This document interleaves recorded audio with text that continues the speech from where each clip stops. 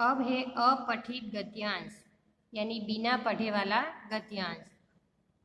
नीचे दिए गद्यांश को पढ़कर प्रश्नों के उत्तर लिखिए। कि यहाँ पे आपको एक गद्यांश दिया है, उसको पढ़कर प्रश्नों के उत्तर लिखना है। तो पहले हम गद्यांश पढ़ लेते हैं। प्रदूषण का अर्थ है वातावरण अथवा वायुमंडल का खराब होना और उसका संतुलन डगमगा जाना। विज्ञान के इस युग में मनुष्य ने जहाँ कुछ वरदान पाए हैं, वही प्रदूषण जैसा अभिशाप भी पाया है। प्रदूषण के कारण मनुष्य के स्वस्थ जीवन को खतरा पैदा हो गया है। वह खुली हवा में सांस लेने तक को तरस गया है। प्रदूषण के कारण प्राकृतिक संतुलन में दोष उत्पन्न हो गया है, जिसके फलस्वरूप असाध्य रोग जन्म ले रहे हैं। प्रदूषण को बढ़ाने में कल कारखाने, वैज्ञानिक साधनों का अधिक उपयोग, फ्रीज, कूलर, ऊर्जा संयंत्र आदि भी दोषी है। इतना ही नहीं, अब तो भूमि प्रदूषण, जल प्रदूषण और ध्वनि प्रदूषण के भी गंभीर परिणाम सामने आ रहे हैं। यद्यपि प्रदूषण की समस्या विश्वव्यापी है, फिर भी वृक्षारोपण इसे रोकने का सर्वोत्तम उपाय है।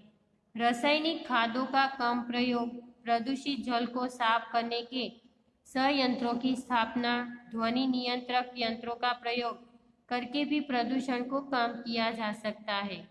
आज सबसे बड़ी जरूरत है जन जागृति की, जिसे स्वयंसेवी संस्थाओं, संचार माध्यमों के द्वारा किया जा सकता है। कि प्रदूषण का क्या अर्थ है? कि वातावरण अथवा वायुमंडल का खराब होना और उसका संतुलन डगमगा जाना। कि विज्ञान के युग के मानव ने कि कुछ वरदान पाए, उसके लिए प्रदूषण जैसा अभिशाप भी पाया है। कि प्रदूषण के कारण मनुष्य के स्वस्थ जीवन को खतरा हो गया है।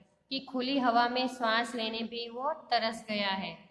कि प्रदूषण के कारण प्राकृतिक संतुलन में दोष उत्पन्न हो गया है, कि जिसके कारण कि रोग जन्म लेते हैं।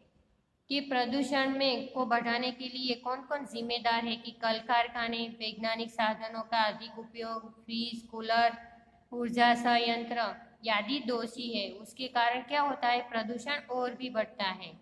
कि भूमि प्रदूषण, जल प्रदूषण और ध्वनि प्रदूषण के गंभीर परिणाम सामने आ रहे हैं।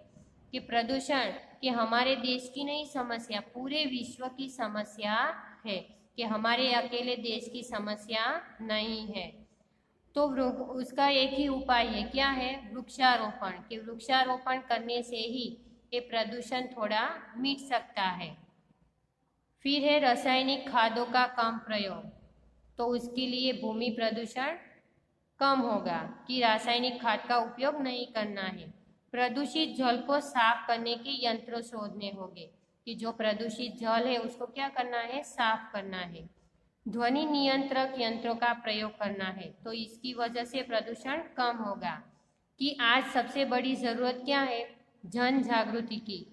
कि सब मानव को क्या करना है? पर्यावरण प्रदूषण नहीं करने के लिए जागृत करना पड़ेगा। तो कि ऐसी संस्थाओं है कि संचार माध्यमों के द्वारा ये किया जा सकता है। तो लिखेंगे अब क्वेश्चन आंसर। तो आप ये टेक्स्ट बुक में भी लिख सकते हो यहाँ पर, और नोटबुक में सिर्फ एक पैराग्राफ नहीं लिखना है, सिर्फ क्वेश्चन आंसर ही लिखना है। कि प्रदूषण का क्या अर्थ है? क्या अर्थ है? यहाँ पे है प्रदूषण का अर्थ है वातावरण अथवा वायुमंडल का खराब होना और उसका संतुलन डगमगा जाना। तो एक क का आंसर है क। फिर है प्रदूषण को बढ़ाने में कौन दोषी है? तो पहले तो मनुष्य तो है ही, तो प्रदूषण को बढ़ाने के लिए मनुष्य के साथ साथ के कल कारखाने, वैज्ञानिक साधनों का अधिक उपयोग, फ्रीज, कूलर, ऊर्जा संयंत्र आदि भी दोषित है। तो यहाँ पे है ख का आंसर ख। प्रदूषण के कितने प्रकार है? कितने प्रकार है? 4 प्रकार है। कि यहाँ पे भूमि प्रदूषण, जल प्रदूषण और ध्वनि प्रदूषण और वायु प्रदूषण यहाँ नहीं है, तो हमें लिखना है कितने प्रकार है? 4 प्रकार है। तो ये है ग, भूमि प्रदूषण, जल प्रदूषण, ध्वनि प्रदूषण और वायु प्रदूषण।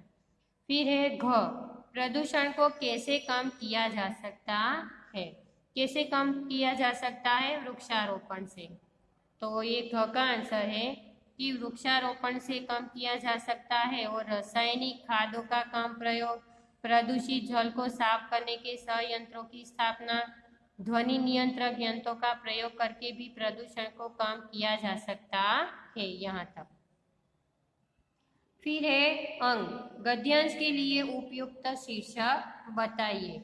तो मैं यहाँ पे एक लिखती हूँ, आपको जो भी प्रदूषण के बारे में जो भी है वो आपको एक शीर्षक लिखना है। कि मैं यहाँ पे लिखती हूँ प्रदूषण एक अभिशाप,